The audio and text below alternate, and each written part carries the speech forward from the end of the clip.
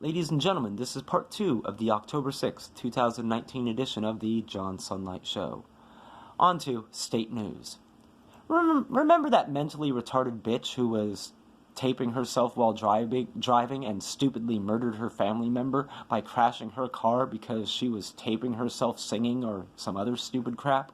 Well, that dumb whore is actually out of jail already. What the hell is wrong with California? We don't even keep murderers in jail anymore. I mean, that explains why Tanya Stolz and her husband aren't in jail, but still. This garbage of criminals running our state has to stop.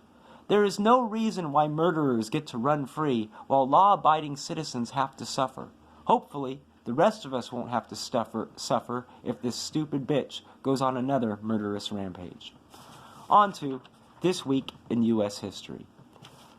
On October 1st, 1908, the first Model T Ford was introduced at $825. Wow, that's pretty awesome. On October 1st, 1971, Disney World first opened in Florida. On October 1st, 1924, Jimmy Carter, the 39th president and the second worst president in history, was born. On October 2nd, 1959, was the first episode of The Twilight Zone, possibly the greatest science fiction TV show of all time. On October 2nd, 1897, Bud Abbott of Abbott and Costello was born.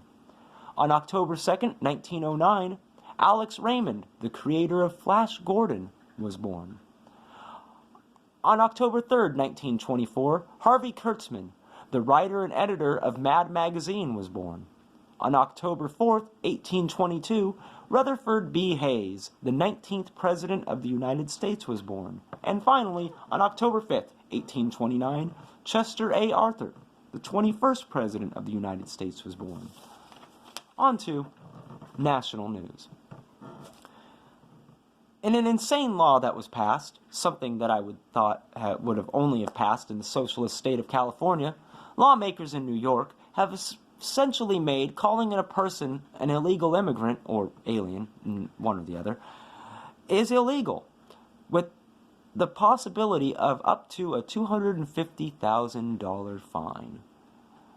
Number one, there is no way in hell that this law will survive a court challenge. It goes directly against freedom of speech, and any good lawyer should be able to beat this with both hands tied behind his back. Number two, lawmakers, don't you have anything better to do with your time? I mean, how about lowering taxes so your citizens can afford to live there? Why not actually do something about the constant crime and homeless problems that plague your state? Hell, why not just do your actual damn jobs? And finally, number three. In the end, it doesn't matter what you say, because we all still have freedom of speech, and I, for one, will continue to say whatever the hell I want. So, guess what? Illegal immigrant, illegal immigrant, illegal immigrant, illegal immigrant! Guess in your retarded minds, I owe you $1 million. Good luck seeing it, retards. On to my random thought. In Portland, Oregon, they now have banned urinals. I am not making this up. You heard me correctly. The city of Portland has now banned urinals, forcing every business that has one to retrofit their bathrooms. They claim they are doing this in order to be inclusive. What the hell? I mean, seriously, what the hell? I mean, I should expect this garbage from a state that has made it illegal to pump your own gas, but still. Here you have a city that has one of the worst homeless problems in the nation. People use it as a toilet, and the state in general is one of the highest taxed in the nation. But yet, like the moronic leaders in New York, they would rather worry about this type of garbage. I guess I shouldn't be surprised. For some reason, living in major cities on the West Coast seems to brainwash most people.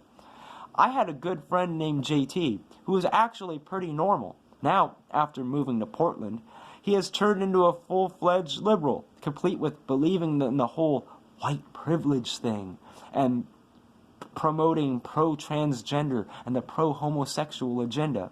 And he is, or at least was, a straight white male. We need to educate our youth not to fall for this insane garbage, because if we don't, the rest of the country will fall like the West Coast.